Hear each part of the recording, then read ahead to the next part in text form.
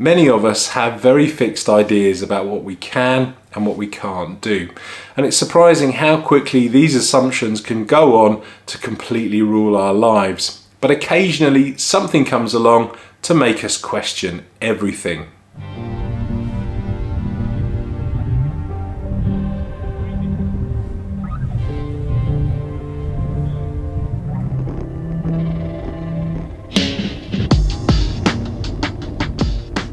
Take me for instance. I've always assumed that I'm not the best climber in the world, and that's based mainly on the fact that I know how long I take to get up particular climbs, and when I do go out with other people, they're usually at the top waiting for me, and I'm literally the last person in that group to reach them. Now, despite having fairly good leg strength and reasonably high power, I know for a fact that my peak power is around about 1100 watts, and I can hold that for about 3 seconds. And my average power, which incidentally was actually measured out on the road riding hard for 1 hour, that's around 250 watts. Now, I always assumed that the problem there was the fact that I'm quite heavy. So if you divide my weight in kilos by that 250 watts, the results are pretty disappointing, and that really is the basis of me being a poor climber. And taking everything into account, I thought, well, there's probably not a lot that I can do about that, and that's just that.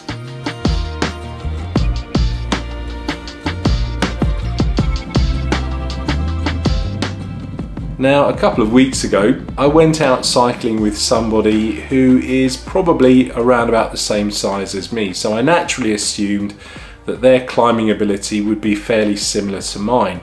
Yet when we were going up one of my favourite climbs, they were so much faster than me, and that got me wondering, what is it that they are doing that I'm not doing, and perhaps maybe I could improve my own climbing ability.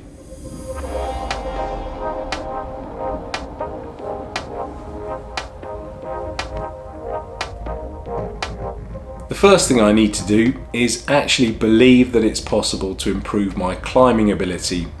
For years now, I've just assumed that because I'm heavy, my power to weight ratio is pretty bad, and I just can't get up the climbs as fast as anybody else. And I have to stop thinking like that if I stand any chance of improving that. Now, of course, the main thing that anybody can do to improve their climbing ability is to lose a little bit of weight. And again, that will improve your power to weight ratio. And of course, I'm always trying to do that, and I'm trying to kind of make myself a little bit lighter and make it a little bit easier.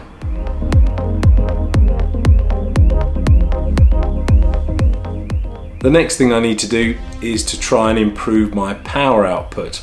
And that can be done by riding along at a heart rate above about 80% of my maximum heart rate.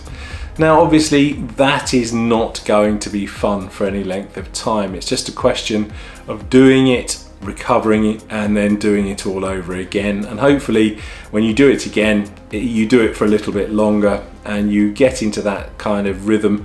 And yeah, you just up your power output. Now, obviously, that's going to take quite a long time. It's not an overnight fix, and it will probably take about 3 or 4 months for me to see some sort of improvement.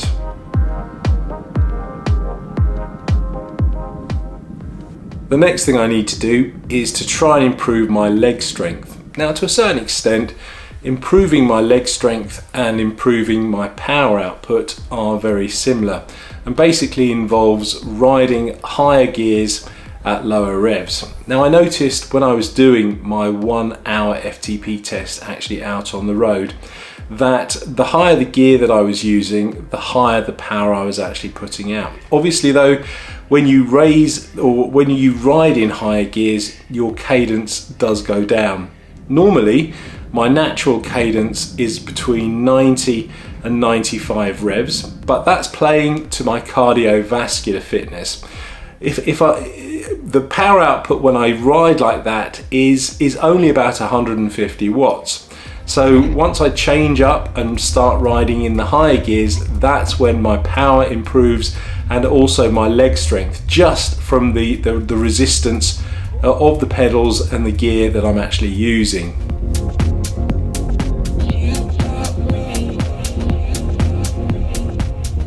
Now, just as important as trying to lose a few kilos, trying to improve your FTP and trying to improve your leg strength is the importance of developing some kind of mental toughness.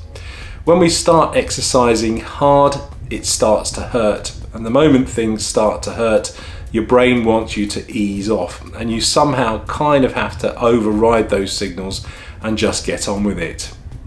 Again, this is not going to be easy, but just like any other form of exercise, the more you do it and the more you practice it, the easier it should become.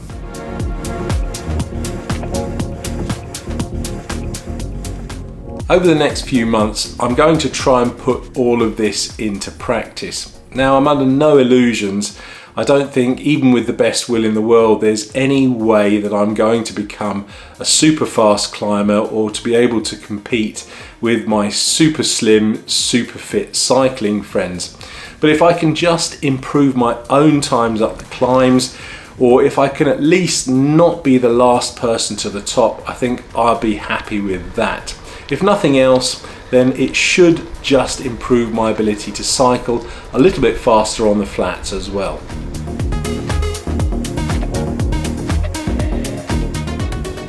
Climbing isn't just about brute strength though.